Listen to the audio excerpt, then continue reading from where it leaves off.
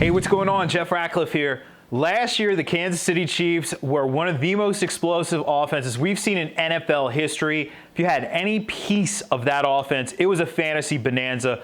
Points galore for fantasy purposes. Is it going to be the same this year? Yeah, I think it is. Let's preview for 2019 fantasy football, the Kansas City Chiefs. And we got to start with the biggest news. This came in late July here as training camp was opening up. Tyreek Hill is not going to face a suspension this season, so obviously there are major ripple effects here for fantasy purposes because I tell you what, we go back to April in the NFL draft and it looked like a suspension was very likely, especially when the team took McCall Hardman in the second round of the draft.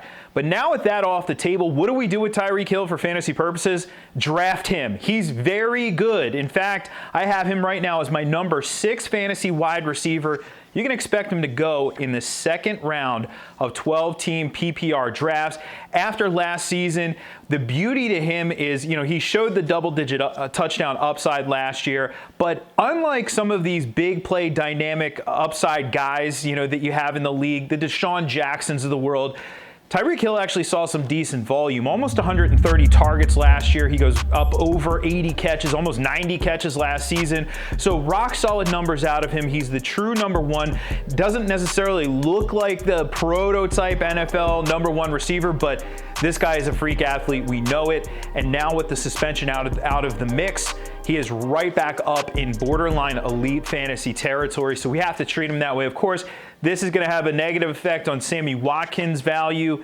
Sammy Watkins, if Hill was going to miss any time, he would certainly have gotten a boost. But what do we know about Sammy Watkins? He's boom or bust. We know that going even back to his time with the Buffalo Bills. He's been an up and down receiver. Last year, in week 4, he finished as the number 144th wide receiver in PPR scoring. And in week 8, he was the number 2.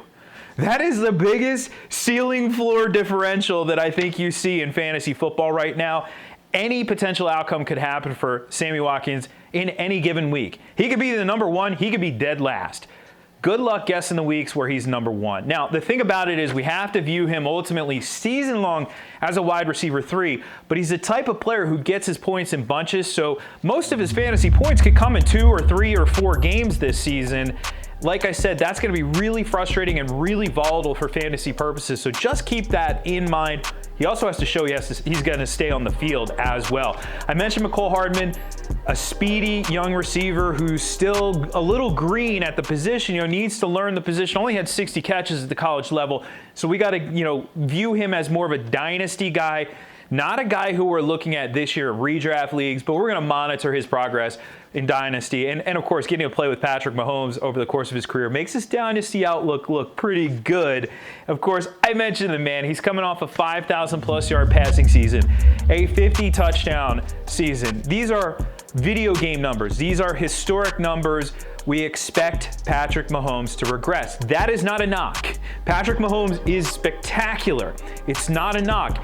It's just what we tend to see happen in the NFL. Even the greatest players, they regress. Think about the greatest seasons that we've seen, and then the following year could still be a good season from that or a great season from that player.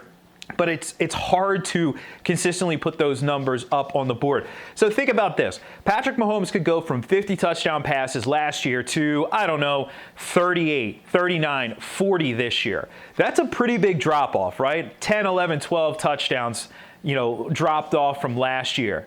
And he could still lead the league. That's how far ahead he was last year at that particular stat, and really how far ahead he is at the position. He is the clear number 1 quarterback. The question is, how early do you draft him? And I know in your home leagues, quarterbacks may go earlier than what you see in the industry, in the fantasy industry. We wait at quarterback because there are so many viable starting fantasy quarterbacks. When you look at the position in 2019, in a 12-team league, there are 20, 21, 22 viable starting quarterbacks, which means the value is depressed at the position.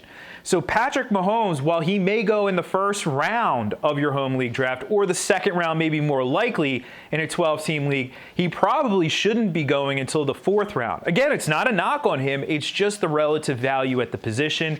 He is phenomenal, though, so let's just say that. Now, if you are in a 2-quarterback league, by the way, he's a lot more valuable there. He's going to go in the first round there, and he deserves to go in the first round of a 2-quarterback or a super flex league. Of course, also in that elite territory is Travis Kelce. He's been the #1 fantasy tight end in each of the last 3 years. He's a stud, and paired up with Patrick Mahomes makes him even better. He was doing that, he was doing just fine with Alex Smith, and then we saw his numbers spike with Mahomes last year. Expect him to continue going where, or scoring the way he's been scoring, and I guess the question is, where is he going, right? I think ultimately in your 12-team PPR leagues, you're going to see, and half-point PPR leagues, maybe even non-PPR, you're going to see him go in the first round. Now, the question is how early. The earliest I've seen Travis Kelce go so far in 2019 fantasy draft season is pick 7. Pick 7 overall for a tight end. And I don't think that's that outlandish, believe it or not. I'm more comfortable taking him probably around 9, 10, or 11 in that range of the draft. So if you're there and he's on the board, you have to give him serious consideration because getting Kelce is a major advantage on a week-in, week-out basis. That being said, you also need running backs, and running backs are going to dry up quickly. So you may want to pass over on Kelce if he's there and you're in that range for a running back instead, because there are some tight end options in the 5th, 6th, 7th, 8th rounds that are pretty interesting. They're not Travis Kelce, but you have major upside at that point in the draft, and you don't have to sacrifice running back early in your draft. So something to think about with Kelce, but he is an absolute stud. The really interesting area of this team, because we kind of know what we're getting with Hill and Mahomes and even Watkins and certainly Kelce. The backfield is interesting because I tell you what, right now there are a lot of people out there who are all in on Damien Williams. But the problem is, I don't know if a lot of people really know who Damien Williams is. I mean, he is a 27-year-old running back, so it's not like he's a young guy. He's a guy who last year had his career high in carries with 50. So we don't really know much from a sample size standpoint. And then last year, of course, a lot of that, he was very productive with those 50 carries. But keep this in mind as well.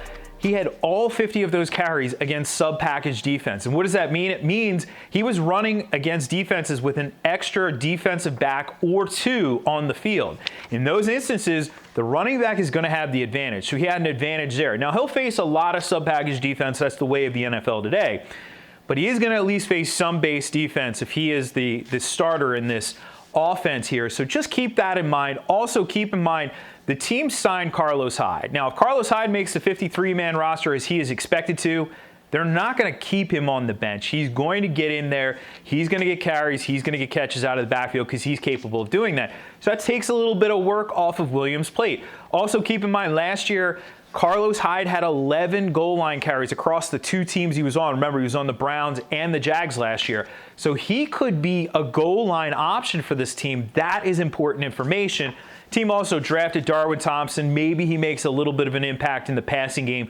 We'll see. But I don't think Damien Williams is as much of a slam dunk as a lot of people are leading us to believe. And I'm actually positioning him as an RB2, not as an RB1. So be careful with Damien Williams. You certainly could strike fantasy gold with him this year, but also within the potential range of outcomes for him is a full-blown committee with Carlos Hyde. So splitting the difference, he's an RB2, a lot of upside there, but he's probably going to be drafted before that point. You want to see where Damien Williams lands in my fantasy rankings? You can check those out and more over at PFF.com.